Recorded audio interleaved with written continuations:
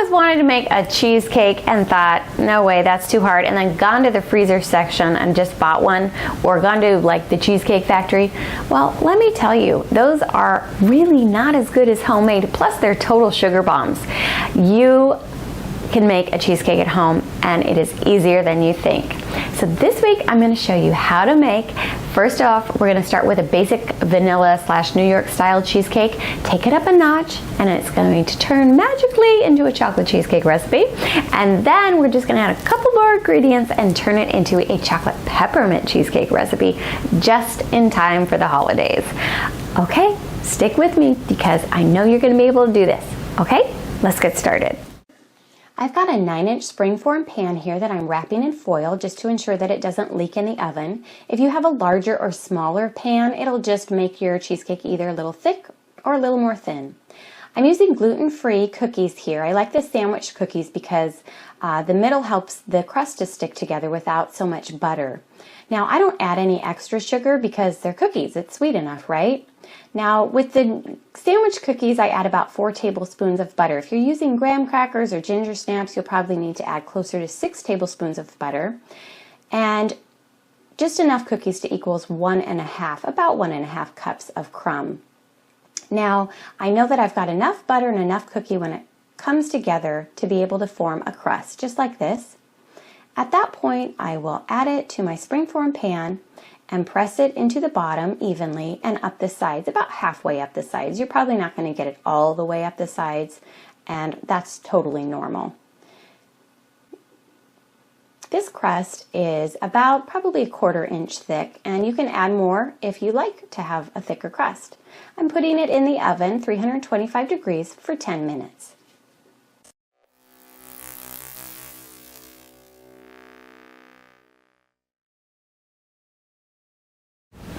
Let me tell you the secret to really creamy and smooth cheesecake.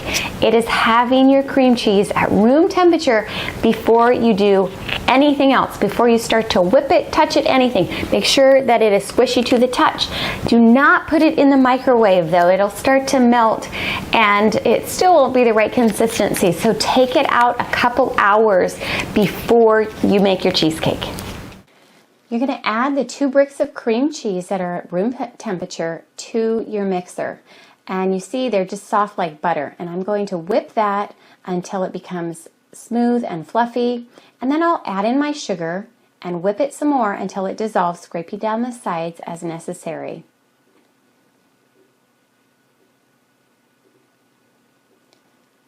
When that's done, I'll add all 3 eggs at once and continue whipping while I add the vanilla or peppermint extract. In this case, I'm also adding peppermint extract because I'm making a chocolate peppermint cheesecake today.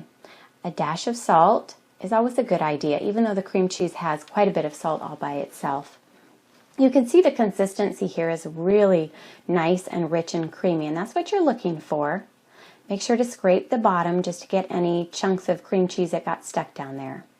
Now, at that point, I would stop if I were just going to be making a vanilla cheesecake.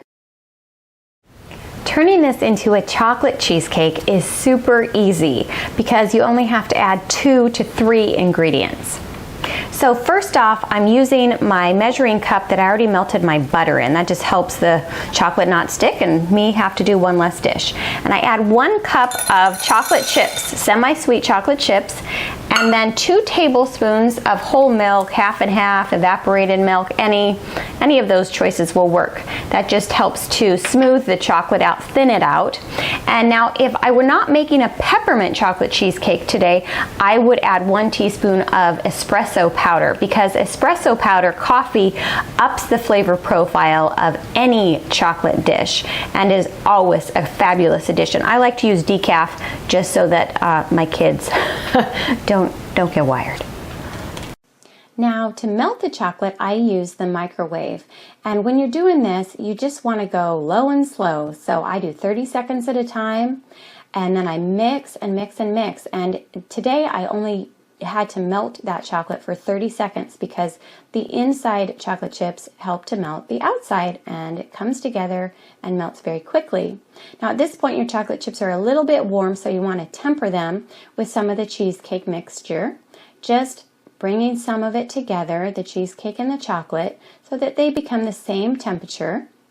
And then once that's done, and they're just a little bit mixed in, I add that mixture back to the cheesecake mixture, and I just beat that a little bit more until it all comes together and gets incorporated and turns into this beautiful chocolate. Oh my gosh, that looks delicious. You just want to eat it right off of the right off of the beater, don't you? And then you pour it into that prepared crust that you've had cooling just a little bit and smooth it out. Oh my gosh, that's so rich and creamy. Delicious. And then I'm going to put it in a 350-degree oven for about 40 to 45 minutes.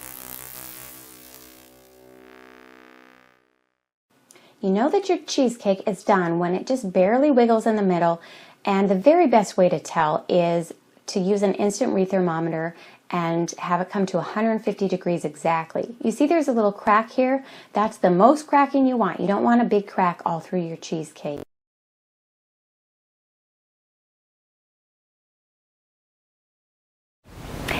Okay, my chocolate peppermint cheesecake has come out of the oven. I let it sit for 2 hours on the counter, then another 2 hours in the fridge to let it fully cool. Then I put a lovely chocolate ganache on it, and I'm linking to where you can find that recipe in my ebook, The Paleo Sweet Tooth, right now. And then I just smushed up some peppermint candy canes and put it on top to make it very pretty and to go with the whole peppermint chocolate theme. Now, it's going to be a couple weeks until we have our family Christmas party, and I want to save this for then. So I'm just going to pop it in the freezer. Cheesecakes freeze very well, and we're going to have it with our Christmas dinner. I hope that you'll give this recipe a try. Let me know what you think in the comments, and I will see you next week. To your health.